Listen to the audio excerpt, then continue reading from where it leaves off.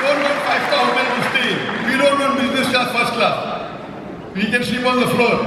But a mujahid requires a weapon. My weapon is the public audio system. Even though this is not tuned the way I want, I requested them, but at least it is better than the first day. In the first day, people asked me questions and misunderstood. Because you all can hear very clearly, I cannot hear because the speakers are facing you. My son is asking me, Appa, why can't you hear? My wife in Malaysia can hear the question. I cannot hear. And people are thinking, just because Dr. Zakir Naik doesn't know the answer, he's asking again and again. When I heard the audio, when I heard the answer, the question of the first day, I was shocked.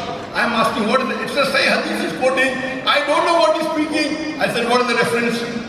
My son is telling me he's quoting Hadith that the Prophet said that run away from the leopard like you run away from a lion. I cannot hear. I put that post on my Facebook and I'm asking him the reference. You are belittling a student of knowledge. A non-Muslim asking a question that what does the hadith mean when the Prophet said that run away from a leopard like you run away from a lion? And today's medical science is telling us that leprosy is not contagious. And I can hear part of it, leprosy, and I don't know what he's speaking. So I say, okay, give me the reference to just get away. I'd like to give that answer now, that yes, leprosy is not contagious, but yet it can be taken to the next person. Today medical science tells us that 95% of the human beings are immune to it. But yet leprosy can be conveyed by droplets of mouth and nose. Now I'm doing the answer of the first day. That non-Muslim Pradeep is my fan for 15 years. He's been following me. He said, what happened now? I meet Dr. Zakir Naik personally and he cannot answer my question.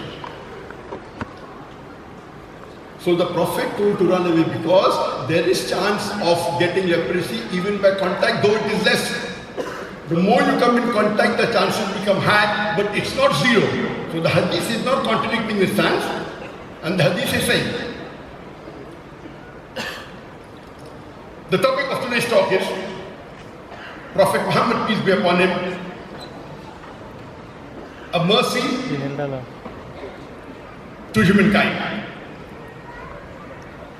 And Allah subhanahu wa ta'ala says in the glorious Quran, in Surah Fatir, chapter number 35, verse number 24.